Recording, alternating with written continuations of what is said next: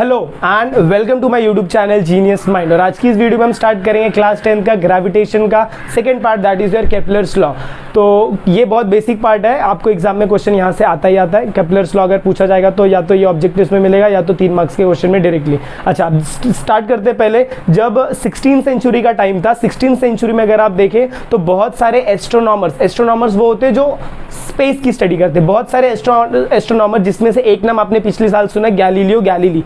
इन्होंने क्या किया था, बहुत सारा बोलते ना स्टडीज करके डेटास को कलेक्ट किया था। केपलर ने सिर्फ इतना किया, इनका पूरा नाम है जोहानस केपलर। इन्होंने सिर्फ इतना काम किया कि ये जो डेटास पहले से मौजूद थे उनको स्टडी किया, और उनको स्टडी करने के बाद उन्हें एक पैटर्न पता चला, एक लॉ पता चला कि आपके जितने भी प्लैनेट्स हैं, प्लैनेटरी मोशंस जो दिखा रहे हैं, वो क्या करते हैं, ये कुछ सर्टन लॉज को फॉलो करते हैं। जिसमें से आपको क्लास 10th में 3 लॉज दिए और जिसे आप बोलते हो केपलर्स लॉ। आई होप आपको इतना समझ में आया। तो चलिए, फर्स्ट लॉ अगर आप देखें,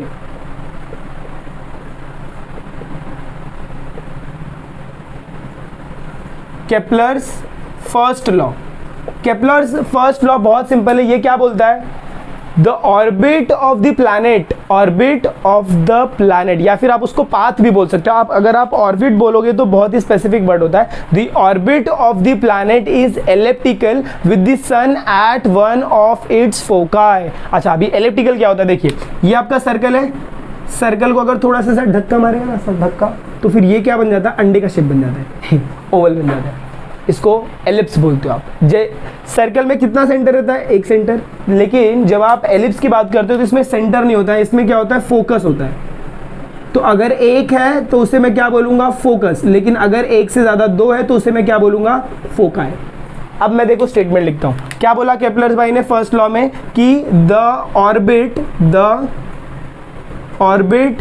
of the planet, orbit of the planet. अच्छा, प्लैनेट जब मूव कर रहा है तो किसके आजू बाजू में घूमेगा, सन के आजू बाजू में घूमेगा। The orbit of the planet कहां पर, around the sun. The orbit of the planet around the sun is, कौन सा शेप का है, इज एलिप्टिकल विथ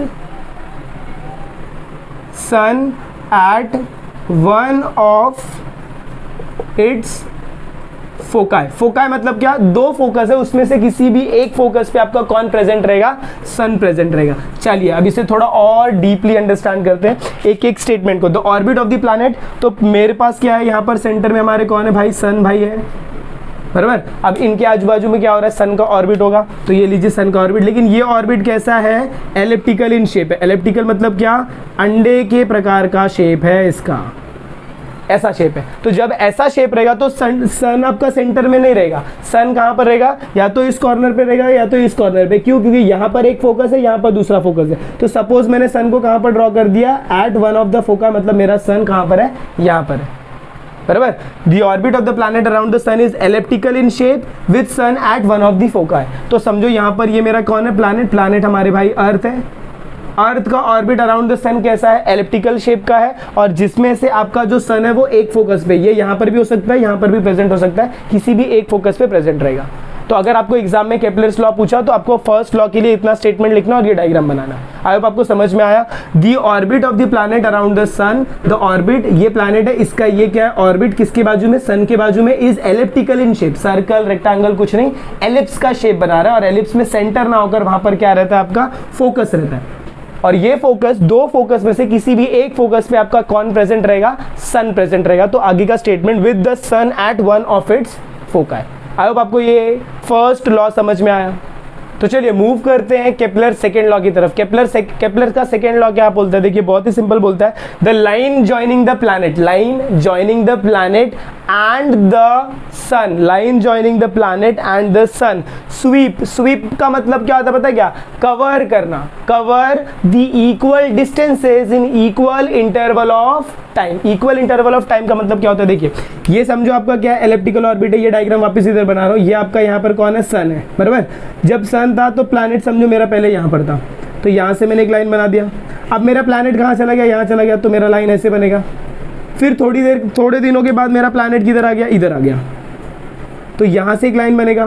कुछ दिनों बाद मेरा प्लैनेट इधर आ गया, तो इधर से एक लाइन बनेगा। तो यहाँ पर केपलर भाई ने सेकेंड लॉ में क्या बोला कि आपका जो प्लैनेट है, planet the line joining the planet and the sun, ये आपका प्लैनेट है, यहाँ पर सन है, तो यहाँ पर ये जो लाइन ज्वाइन कर रहा है, ये जैसे जैसे आगे मूव करेगा, जैसे जैसे वो आगे मूव कर रहा है, तो वो क्या कर रहा है, इक्वल डिस्टेंस कवर कर रहा है, इक्वल डिस्टेंस कवर कर रहा है इन इक्वल इंटरवल ऑफ टाइम। इसका मतलब क्या कि अगर ये जो डिस्टेंस, ये समझो ये डिस्टेंस कितना है, ये 7 सेंटीमीटर कवर कर रहा है इन 10 आवर्स, 10 घंटे में ये 7 सेंटीमीटर, मतलब यहाँ से यहाँ जाने में इसको कितना डिस्टेंस लगा, 7 सेंटीमीटर लगा। तो यहाँ से यहाँ जाने में भी इसको 7 सेंटीमीटर अगर कवर करना है तो इसको टाइम कितना लगेगा, 10 आवर्स लगेगा। आई होप आपको समझ में आ रहा है मैं क्या बोल रहा हूँ। चलिए वापस एक बार हम चेकआउट करते हैं, अगर आपको नहीं समझा तो। ये जो सेकंड लॉ ये जनरली बच्चों को नहीं समझता है। ये मेरा क्या एलिप्टिकल ऑर्बिट है, यहाँ पर कौन हमारे सन भाई बैठे हैं। अभी देखो पहला मेरा प्लैनेट कहाँ पर है, यहाँ पर है, तो ये इसका क्या हो गया, लाइन हो गया। फिर ये यहाँ से आगे जा रहा है ना, थोड़े यहीं पर तो रहेगा नहीं, वो मूव करेगा तो ये समझो इधर आ गया तो इतना। अच्छा, यहाँ से यहाँ जाने के लिए इसने क्या कवर किया भाइयों बहनों, क्या कवर किया, डिस्टेंस। अच्छा, ये डिस्टेंस जो उसने कवर किया तो कुछ ना कुछ टाइम लिया रहेगा, समय लगा रहेगा उसको।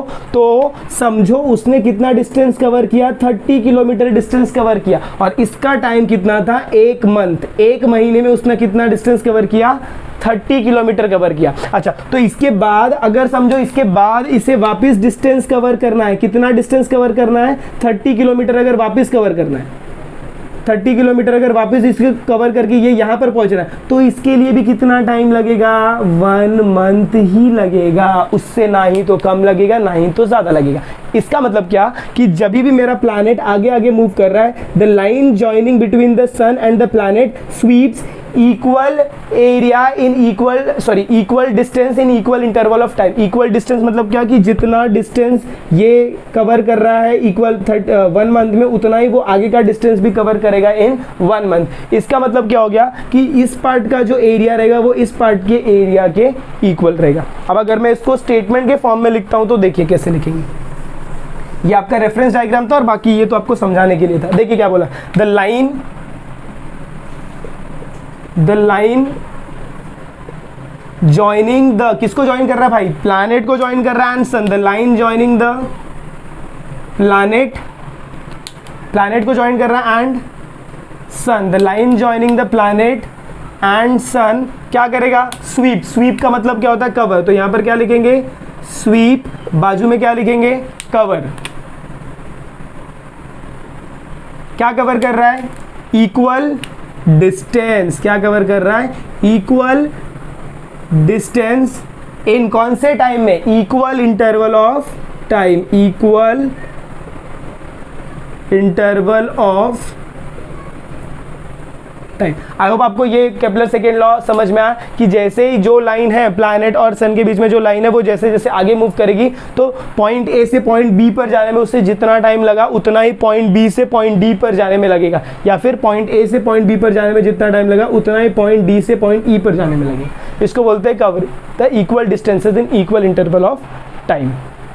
तो चलिए केपलर का थर्ड लॉ देखते हैं। केपलर के थर्ड लॉ में केपलर ने क्या बोला कि जब भी कोई भी प्लैनेट है तो वो प्लैनेट का कुछ ना कुछ सन से डिस्टेंस होगा। ये देखो ना, ये मेरा एलिप्टिकल ऑर्बिट था, यहाँ पर हमारे सन बाबू थे और यहाँ पर हमारा कौन था, अर्थ था, ये प्लैनेट था, तो इसके बीच में कुछ ना कुछ डिस्टेंस होगा। अच्छा, अगर ये प्लैनेट जब भी सन के आजू बाजू में मूव कर रहा है तो उसे बोलते हैं period of revolution. Period of revolution which is denoted by T. Period of revolution को आप किससे डिनोट करते हो, टी से।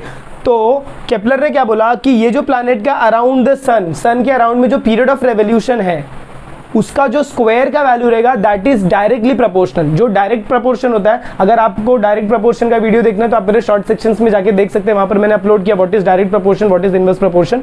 डायरेक्ट प्रोपोर्शन क्या होता है कि जो वैल्यूज है वो directly proportional to the cube of the mean of the distance between the sun and the planet. इसका मतलब क्या, देखिए, the square of its period of revolution. Period of revolution आप किससे डिनोट करते हो, टी से डिनोट करते हो, तो इसका स्क्वायर जो रहेगा the square of the period of revolution is directly proportional. Statement अगर इधर कन्वर्ट करता हूं तो टी स्क्वायर हो जाएगा, square of period of revolution is directly proportional to the cube. Cube मतलब क्या, ऊपर 3 आता है, mean distance of the planet from the sun, mean distance of the planet, mean को मारो गोली, distance of the planet from the sun. Distance of the planet मतलब क्या, अगर ये मैं चेकआउट करता हूं तो ये क्या रहेगा मेरा रेडियस, क्योंकि ये सर्कल पार्ट है तो सर्कल में रेडियस रहेगा, तो यहां पर क्या आ जाएगा, आर का क्यूब आ जाएगा। तो ये होता है equation of Kepler's third law. अगर इसमें ये फिश का साइन हटाना तो ये क्या हो जाएगा, T square is equal to K आता है, क्योंकि जब ये फिश का साइन हटता है तो उसके साथ इक्वल टू आता है और के आता है, और यहाँ पर क्या आता है, आर क्यूब।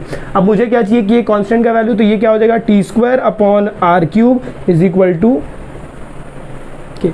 अब आपको ये स्टेटमेंट समझ में आया कि कोई भी प्लैनेट रहेगा उसका जो पीरियड ऑफ रेवोल्यूशन मतलब क्या, कि वो सन के आजू बाजू में कितना घूम रहा है, जितना वो घूम रहा है तो वो कुछ ना कुछ डिस्टेंसेस कवर कर रहा होगा, तो वो जो डिस्टेंस है वो क्या है, उसका जो रेडियस है उसका क्यूब है। मतलब square of the period of revolution is directly proportional to the cube of the radius. इसका एक और मतलब होता है कि अगर मैं ये मेरा स्टेटमेंट क्या है, डायरेक्टली प्रोपोर्शनल। डायरेक्ट प्रोपोर्शन में क्या होता है, दोनों वैल्यू साथ साथ बढ़ती है। मतलब अगर मैं पीरियड ऑफ रेवोल्यूशन को बढ़ाऊंगा तो रेडियस अपने आप बढ़ जाएगा, या फिर अगर मैं रेडियस को बढ़ाऊंगा तो पीरियड ऑफ रेवोल्यूशन अपने आप बढ़ जाएगा। अगर मैं यहाँ पर इसको पीरियड ऑफ रेवोल्यूशन को कम कर रहा हूं तो आपका जो रेडियस है ये भी क्या हो जाएगा, कम हो जाएगा। तो एग्जाम में आपको क्वेश्चन पूछ सकते हैं, एक सिंपल 1 मार्क्स का क्वेश्चन आएगा, if in Kepler's third law the radius is increased तो what will be the effect on the period of revolution, it will also be increased.